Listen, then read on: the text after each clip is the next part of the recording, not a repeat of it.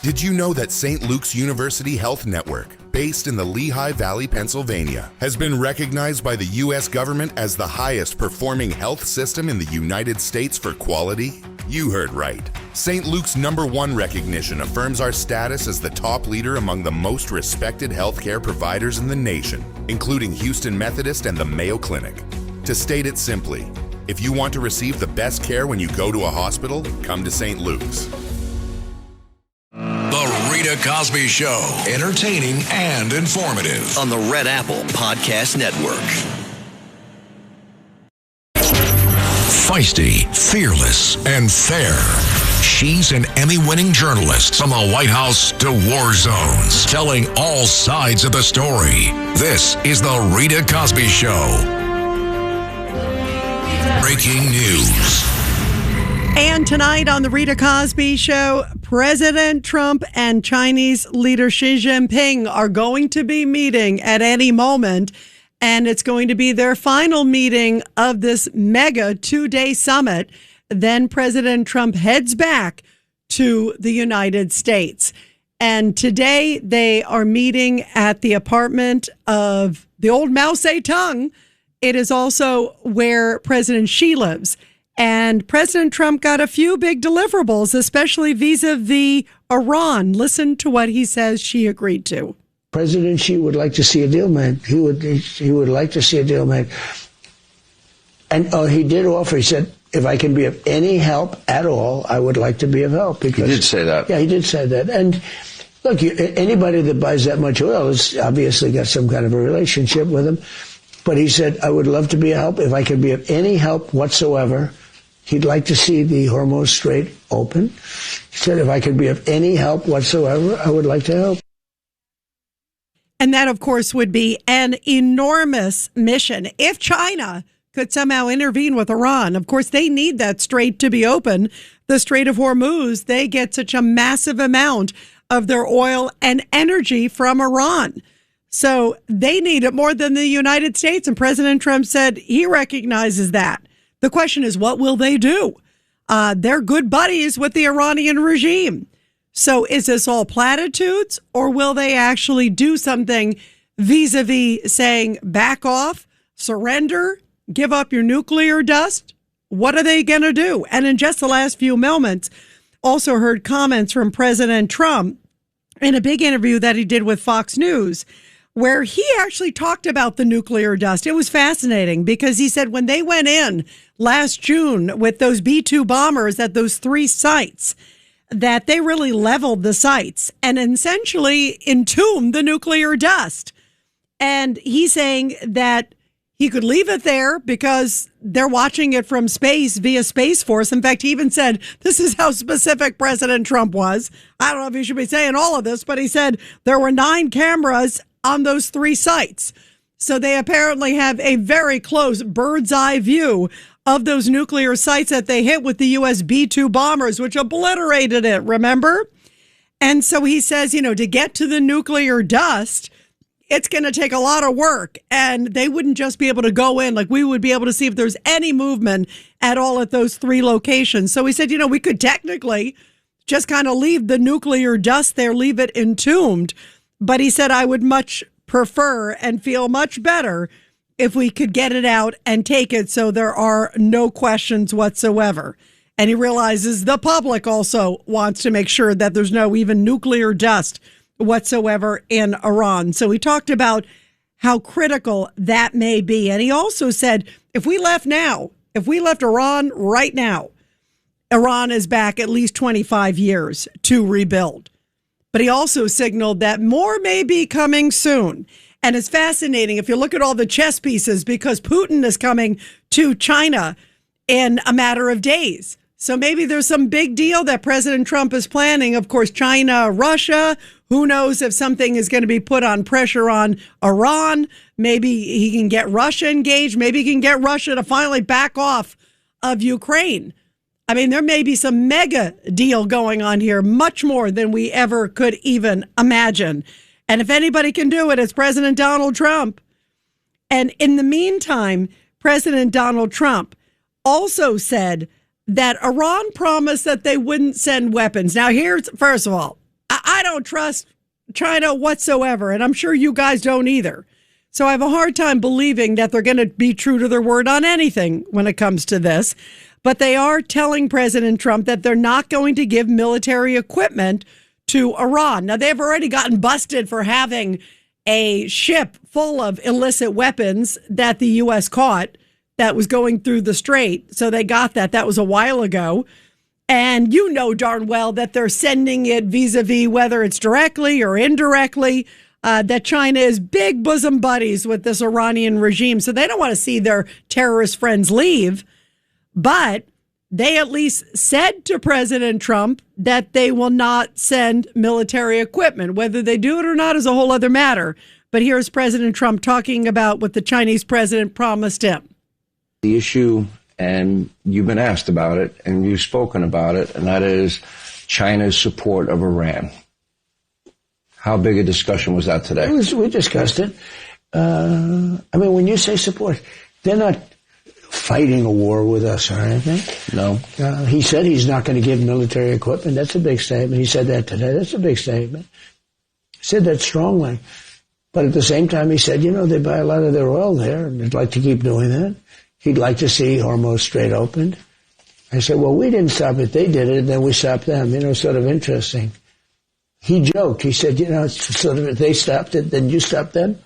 But they'd like to see it opened. But they actually closed it. He didn't like the fact that they're charging tolls. I don't know if they are or not. I don't know who would pay them. Where do they put the money? The country's decimated. They're charging tolls. Where's the money going? Yeah, where is the money going?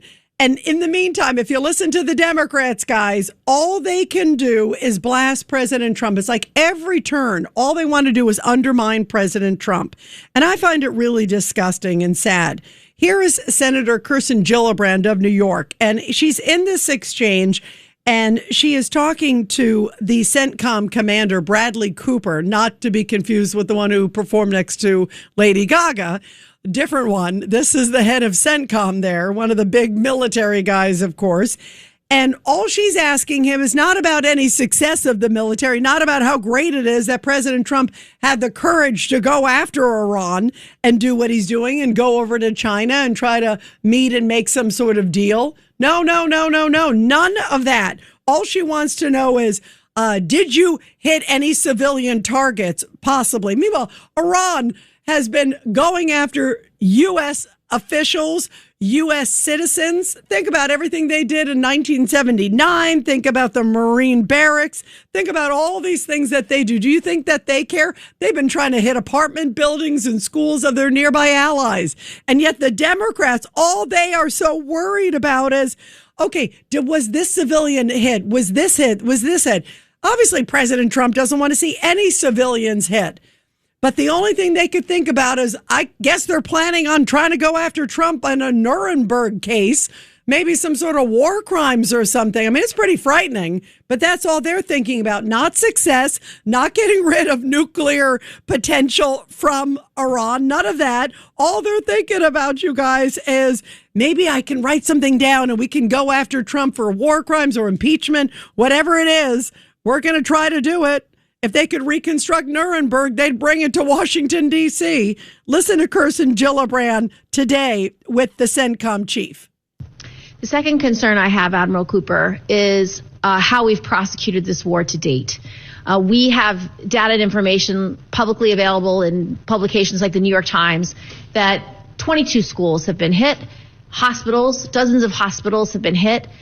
We have regulations. We have the law of war. We have human rights obligations. We have our own targeting requirements to avoid civilian harm and death. Have you been implementing all the laws that are required under current law to minimize civilian death? Senator, we have executed every operation consistent with the law of armed conflict. The subject of civilian casualties is a particular passion of mine. We pay attention to it. We follow all the procedures and have gone above and beyond to, in my case, personally warn the Iranian people of several instances during conflict where they were being potentially used as human targets. If they've been warned, how did we then bomb 22 schools? There's no indication that we have that has been corroborated. How many schools have we bombed? There is one active civilian casualty investigation from the 13,629 munitions. So how do you explain the publicly available information that 22 schools have been hit and multiple hospitals? There's no way that we can corroborate that. No indication of that whatsoever, Senator. There's no way you can corroborate or no indication of it? Which one? No indication. Well, the indication is what's publicly available. There is indication. Have you investigated those claims? We have not. Why have you not? If this is a passion of yours, if you believe that the civilian casualties are not consistent with the law of war and not consistent with human rights obligations that our military regularly follows with great pride and great diligence, why have you not investigated those allegations when they're publicly being made on the cover of the New York Times? I'll be happy to take a look at each instance. I would like a report. Will be able to do that. I would like a report from you, from your team, about whether there have been attacks that have resulted in the destruction of schools and hospitals. And if so, why? And how then, last, have you managed the 90% cut to the personnel who are supposed to avoid civilian targets? Happy to provide any report, and I would invite you and every staff member here to come to Tampa to look at the process to see exactly how it works. Thank you, Admiral. Wow. That's like, you know what? How often do you beat your wife? I mean, it's like, how many? And also, I was really surprised when he said, I think he said 13,629 munitions, and there's one civilian casualty investigation. I mean, that's a pretty good record. Not that you want to see any civilian casualties, but that is a very, very impressive record. And meantime, some other breaking news. This is coming out about Zohran Mamdani. Breaking news. Well, it's official. He is not planning at this point to join the Israel Day Parade this year, breaking longstanding practice that the New York City mayor attend and march in the parade. It is a parade, obviously, that shows support for the Jewish state. And I guess he has other plans. Maybe he has to water the lawn or feed the dog or walk the dog or whatever the reason is. He clearly does not want to be there. And this is one that they plan a long time in advance. It's a huge one, by the way. It's down Fifth Avenue. And in an interesting irony about it all, there's a group called the American Muslim and Multi-Faith Women's Empowerment Council. And they plan to actually march this year to show support for Jews. And I actually think this is really amazing. They said that they want to support the Jewish community and Israel's right to exist. And they want people to realize that some of the anti-Israel protesters, which have really been rioters in many cases and terrifying Jewish students and others, this group says they want the world to know that they do not represent all Muslims, that they have a great relationship with their Jewish community, and that the Jewish community came to them, this group and others, after the 9/11 attacks. And, it brought together and said, don't worry about retaliation. We understand that you're different, you're peaceful, you're this, you're that. And I think this is terrific to see that this group, again, it's called the American Muslim and Multi-Faith Women's Empowerment Council, that they plan to march with the Jewish parade in support of the Jewish community. This is a biggie. And I wish that there were more peaceful Muslims out there doing the same thing. I'll never forget when I was over in Dubai, I believe it was. And I remember right after 9/11 going to a mosque. And I remember the imam there. I'm like, he was telling me, we're peaceful. We don't agree with what happened at 9/11. We don't like it. Any of these things. And I remember asking, well, why aren't you marching? Why aren't you speaking out? Why aren't you protesting in support of America? It's nice you're saying all these things to me knowing I'm an American, but why don't you vocally speak out? And he said, we just don't do that. We don't do that. And a lot of them, people will tell you privately, they're afraid of retribution from fellow Muslims if they suddenly show support for non-Muslims, that's a troubling trend too. There's a lot out here. But boy, imagine if there were enormous parades for the Jewish community with Muslim participants. That would be enormous and groundbreaking. And bravo to this wonderful group of this women's Muslim group that plans to march. What's your reaction to that? 1-800-848-9222, 1-800-848-9222. And we'll take your calls when we come back. The Rita Cosby Show. 77 WABC and Bergen Newbridge Medical Center honor the life of legendary broadcaster and our friend, Ernie Anastas. Hi, it's Ernie Anastas. You know, your thoughts can affect how you feel. Bergen Newbridge Medical Center is the largest hospital in New Jersey, providing comprehensive, equitable, compassionate, and high-quality emergency inpatient and outpatient medical care, plus mental health services and substance use disorder treatment. The Bergen Newbridge team can address your total health needs in one convenient location. Call 201-225-7130 for an appointment or newbridgehealth.org. The Rita Cosby Show. Entertaining and informative. On the Red Apple Podcast Network.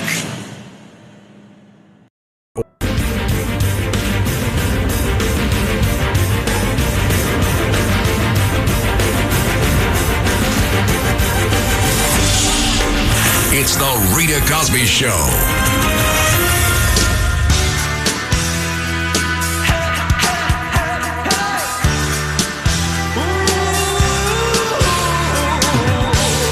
And let's go to your calls on another very busy news day. Zohran Mamdani won't march in the Israel Day Parade.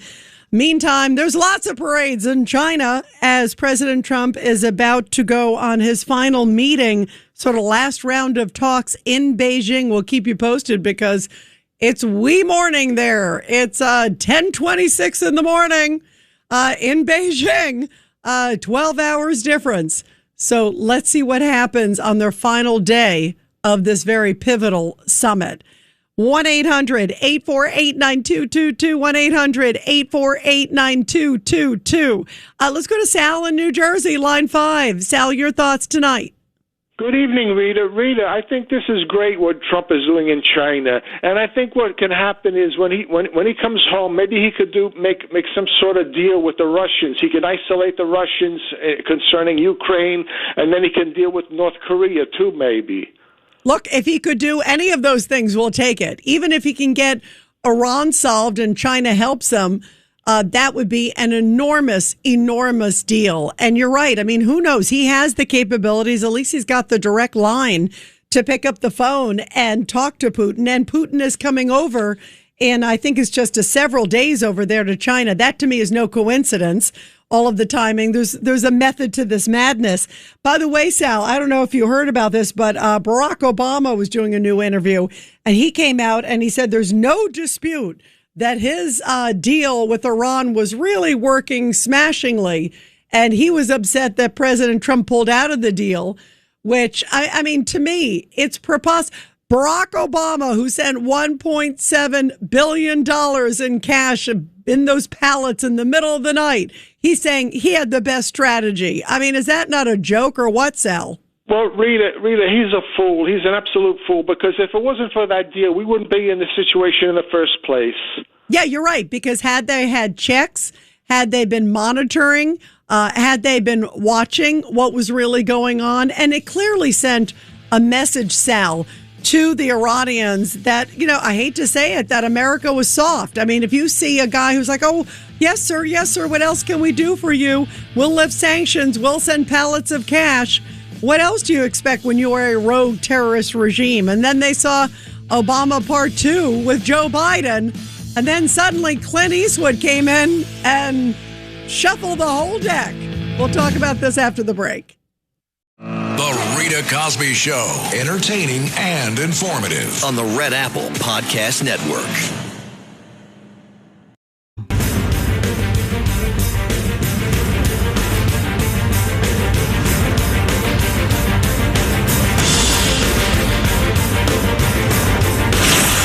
Rita Cosby is on. The Rita Cosby Show presents Back the Blue. And this Back the Blue segment coming from Chattanooga, Tennessee, where police officers rescue a mother and two children from their burning home.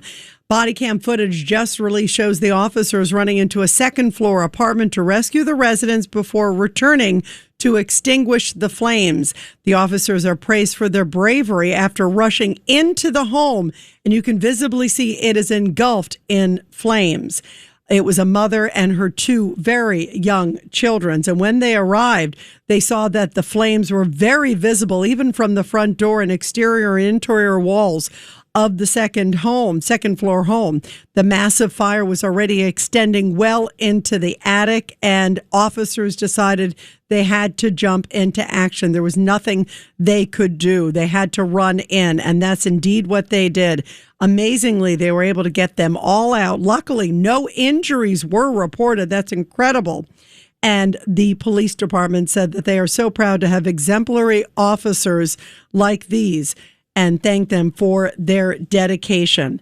By the way, the kids, one of them was 4 years old, the other 10 years old. And they and the mother are all said to be doing okay, thanks to our great men and women in blue. Well, everybody is talking about the fact that it looks like Zohran Mamdani is going to be MIA from the Israel Day Parade. I've been to the Israel Day Parade, and I've also been to events. I even spoke at the Israel Day Parade sort of post-event, huge one that takes place in Central Park. I'm not Jewish, guys, but I'm a big supporter of the Jewish community because I believe good people need to stand together. And it's one of the biggest ones in New York. Just to give you a sense, it like really takes over Fifth Avenue. And it's a tradition.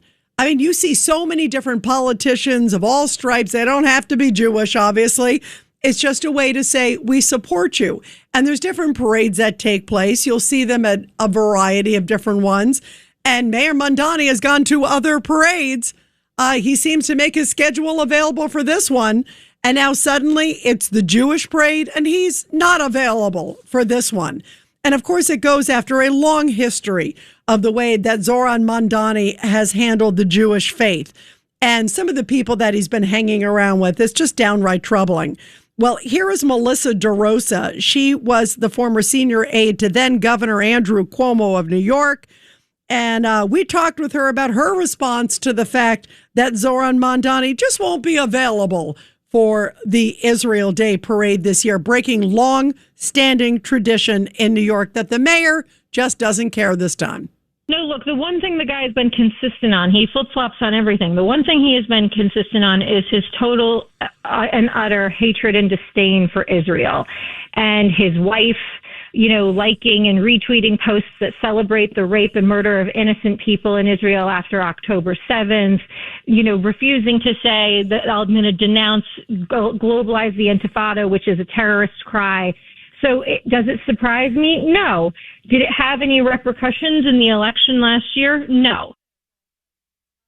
And that's the sad reality. People were aware of it, and you're right. At least he's delivering on what he said he would do. And this is the same guy, of course, not on our dime. Remember, that was the policy that he had when he was a state assembly member. He's had a long history of going up against the Jewish faith, also a member, of course, of the DSA, the Democrat Socialists of America. All of that fits this mold. Well, it gets worse. Here it is also. There's a candidate, Aber Kawas, who was running for the state Senate. She's a candidate for the state Senate. She would be the first Muslim woman of Palestinian descent elected to state office. And Zohran Mamdani and the Democrat Socialists of America are obviously endorsing her. And when you look into the background of this woman, it's downright troubling. Remember, we had Hassan Piker, who said America deserved 9/11, that whole thing, which is just so disgusting. I find it just so vile and so reprehensible. Well, listen to Palestinian activist Aber Kawas, again, endorsed by Zohran Mamdani. And she seems to say it's America's fault for 9/11 as well. Listen to what she said not that long ago. And finding that, the system of capitalism and racism and white supremacy, etc., and Islamophobia have all been used, to colonize lands, right, to take resources from other people. And so this is like a long trajectory. And we're just seeing the manifestations of that continuation, right, with 9/11.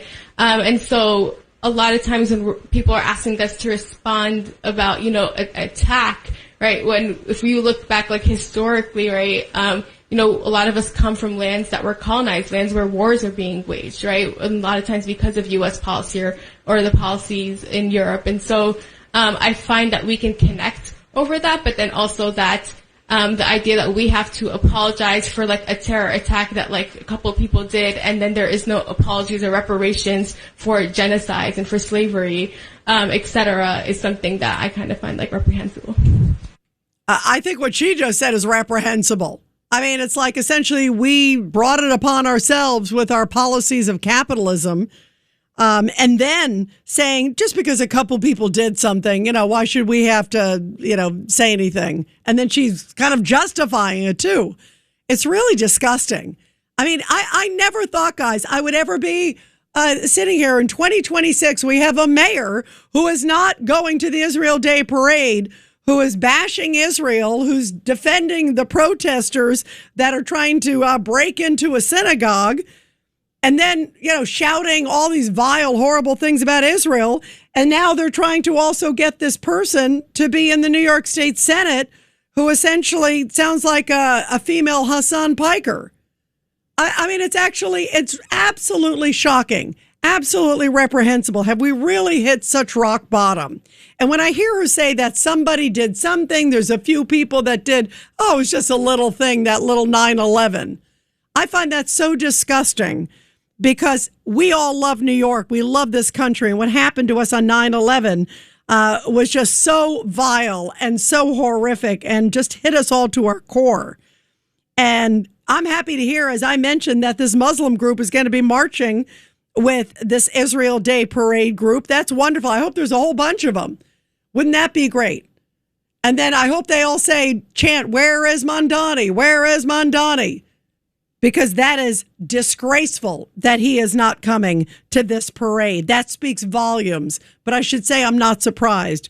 But when I hear somebody did something, like this woman who's running for candidate of New York State Senate, it reminds me a lot of this woman. Remember Ilhan Omar and her famous line? CARE was founded after 9/11 because they recognized that some people did something and that all of us were starting to lose access to our civil liberties. Because somebody did something. That's the same language as this Aber Kawas. Somebody did something. It just kind of happened, and it's not a big deal. Don't worry about it. Can we just kind of move on from that little 9/11 thing? I find it so disgusting and so anti-American for people. Now, one who's a sitting member of Congress in Minnesota, and then you got the other who is running to be a New York State Senate, and of course has the support of Zohran Mamdani and all of these others. But when I hear that whole thing, again, it reminds me of good old Hassan Piker and his famous line. America deserved 9/11, dude. I'm saying it. Like, we totally brought it on ourselves, dude. Holy we did. We did. Isn't that lovely? And that's another person who Zohran Mamdani's hanging out with. And speaking of Zohran Mamdani, when I think of Zohran Mamdani, there's two moments I really think about with him. And it gets just more and more grinding and distasteful and more blatant, his anti-Semitic behavior.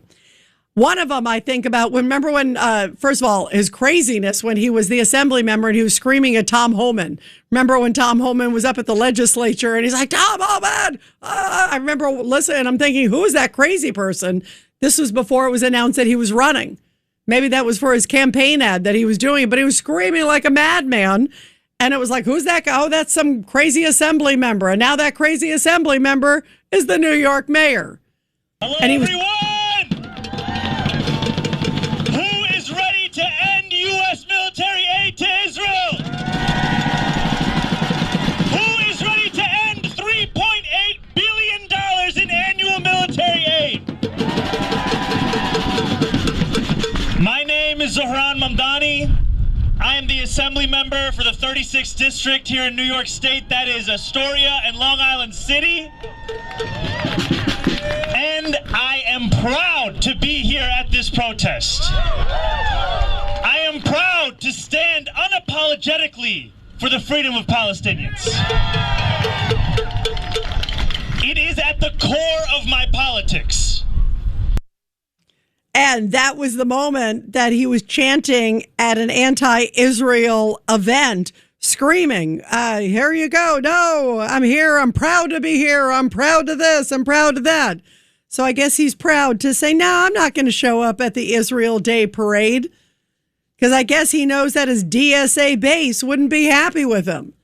And I don't think he wants to go. I don't even think it's just that he doesn't want to turn off his base. He is the base. He believes in that. And I just find that reprehensible. You know, he claimed, I'm going to be a mayor for everybody, except if you're Jewish.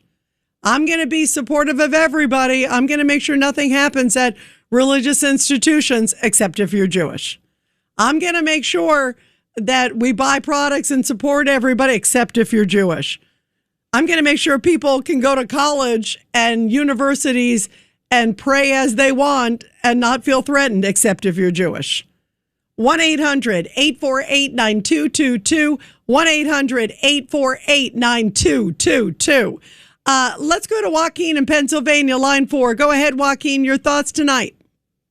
Good evening, Rita. Perhaps you want to put that disclaimer in, because what I'm about to say is that this is more and more evidence that Islam and Western civilization are just incompatible and cannot coexist in the same border. Now, that doesn't mean we have to kill each other or anything like that or have wars, but we all need to live in our own separate parts of the world and be at peace with that, because there's just, if we allow this to keep happening, we will be conquered. It's happening in Europe. It's happening basically everywhere that Islam is allowed in. And the evidence is just more and more. It just mounts all the time when you listen to the way these people talk and what their objectives are. And yeah, you know what's frightening, Joaquin? They're so blatant about it. Like the fact that when Mamdani was asked after the last event, his answers were like, no, everybody should be protected, but then I don't like Israel. And in fact, I want to play, this is cut 6 and cut 7, but let's start with cut 6. This is him, and I want to just walk everybody through, Joaquin, because it's just like, no, everybody has a right to protest. So he sounds like he's supporting the anti-Israel protesters. This is right after they tried to essentially break in to the Park East synagogue and were pushing cops and punching and everything. And yet he thinks they're wonderful, peaceful, anti-Jewish protesters. Listen to this. Can you assess how you think things went last night at the Park East synagogue protest? Do you think the police effectively enforced a buffer zone? Is that what essentially happened? And was the right to protest sufficiently protected in your view? And then I have one more question. Yes, I think that I've made it clear time and time again that we in this city believe in the sacrosanct nature of the right to protest, and also are committed to ensuring that any New Yorker can safely enter or exit from a house of worship, and that access never be in question, while we also protect the First Amendment. And I do believe that the police ensured that yesterday. Yeah, they ensured the right to protest. That's not what we were worried about. We were worried about those praying inside the synagogue. But he's worried about everybody's okay with the protest. We took care of those wonderful protesters that were punching police and pushing. Don't worry, they have the right to protest. That's not what we were talking about. The question was, is your rhetoric contributing? What do you say to those who are terrified inside the synagogue? And he's worried about the crazy protesters. And then they said, let's talk about your rhetoric, some of the things you're saying. Essentially, are you anti-Semitic? And he's like, oh, no, I just hate Israel. Listen to this. And as you talk about ways to prevent anti-Semitism, I noticed yesterday that when you put out a statement about the protest, in advance of the protest, you noted that you agreed with the protesters. You've weighed in on the subject of Israel in a couple of other ways and recent ways. And I just wonder whether, are you considering whether you personally putting your views about Israel out there is in any way fueling anti-Semitism? anti-Semitism in the city? Do you ever think maybe you should just not weigh in or just not bring it up? I think that critique of the policies of a government are very much separate from bigotry towards the people of a specific religious faith. And there is no tolerance for anti-Semitism. There is no tolerance for hatred of Jewish New Yorkers, which we have seen time and time again, whether it be in the graffiti of swastikas on a number of homes across Queens recently. And I've also been clear to New Yorkers my honest opinions about the fact that when we have a real estate expo that is promoting the sale of land, which includes the sale of land in occupied West Bank in settlements that are a violation of international law, that is something that I firmly disagree with, and that I also believe that many New Yorkers firmly disagree with, because it has been at the heart of an ongoing effort to displace Palestinians from their homes. So how do you like that one, Joaquin? Oh, no, my rhetoric isn't anything, and it's different if I hate a country than if I hate people. I mean, how do you like that word salad, Joaquin? Well, yeah, exactly. It's just, again, it's evidence to the things that I keep trying to point out. And, when they talk about white supremacy, quite frankly, what they're actually disguising is what they really want is white genocide. That they want to conquer white Western civilization is exactly what they have in mind. And so unfortunately, I have a real problem with it. And I think that, people really need to wake up and see what is actually going on here. And as far as Taiwan is concerned, again, we have to remember that Taiwan, it was the national Chinese that actually defeated the Japanese. And while the communists took over the rest of mainland China, they wound up having to flee to Taiwan. So, in order to preserve Western civilization again against, a communist, Donald Trump is very smart because he realizes that, that everybody has their own fundamental differences in their ideologies, and that there is a way to coexist. I mean, we're going to compete for dominance at the end of the day, but maybe there's a way to do it without actually having war. But, and by the way, and Joaquin, that would be amazing. I mean, obviously, if they can coexist, realize that, yeah, they're competitive, but there's a difference between competitors versus enemies. And if they could be just economic competitors and other things, look, I'm all for that. I'm all for peace. And I appreciate President Trump giving it a try. And let's see, maybe we're going to find out in the next few hours. There may be some big deals that come out of this that turn the course of history. And then you got Putin going there, too. So there's a lot of pieces in this chess game. Joaquin, thank you. It's always awesome to hear from you. 1-800-848-9222. And we'll be right back here on The Rita Cosby Show. It's The Rita Cosby Show. The Rita Cosby Show. Entertaining and informative. On the Red Apple Podcast Network.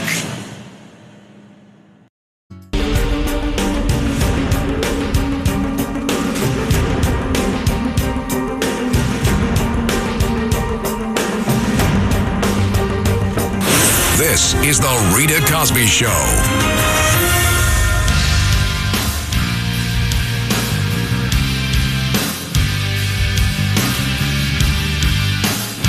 Well, day 2 is underway with the big meetings with President Trump and Xi Jinping continuing in Beijing. It's the last round of talks that are scheduled at this beautiful sort of garden area. And we'll see where all of this goes.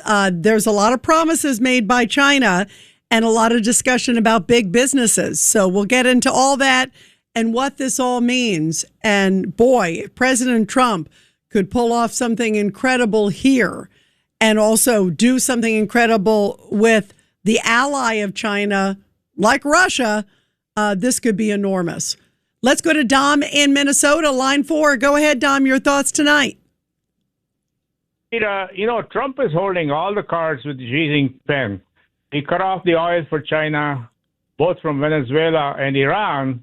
I'll bet you, as he was shaking hands with Xi Jinping in China, he was quietly going in his mind, "Do you feel lucky, punk? You make my day. Dom, I agree, because China can't get cheap oil anymore. They can't get cheap oil from Venezuela. They can't get cheap oil from Iran as long as all this blockade is up. And it's an interesting dynamic because she really needs some deal and some relief from Trump, right? I mean, it's like he's probably like, please, I'm begging you. You're not just Clint Eastwood. You're Steven Seagal. You're Charles Bronson. You're all of the bad guys all in one. And you really took it to Iran and you took it to Maduro. I'm begging you, whatever you need. I don't think it's that clear cut, but it's interesting.